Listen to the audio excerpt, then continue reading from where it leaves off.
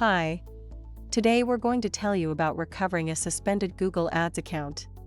We will also provide information about exact actions to follow. Let's get started. If you have a violation, you can easily restore your account by following these actions. However, it's important to note that this method is not a one-size-fits-all solution. You might need to restore your account due to a reason that was established in the first place. Remove malware or dangerous software.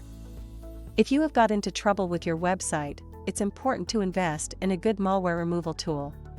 After all cleaning was done, you can contact Google to explain your fixed issue. Change your ads.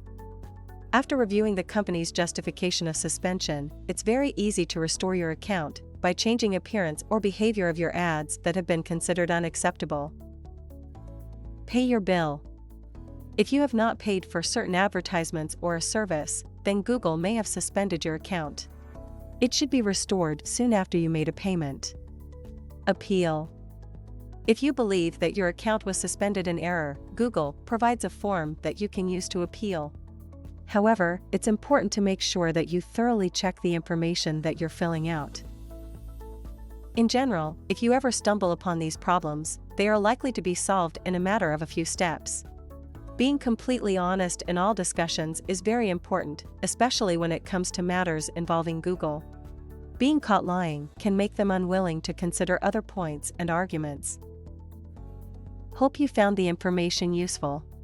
Don't forget to subscribe to our YouTube channel and check out our videos with other great Google marketing solutions for your business. Thank you. Have a good day. Bye.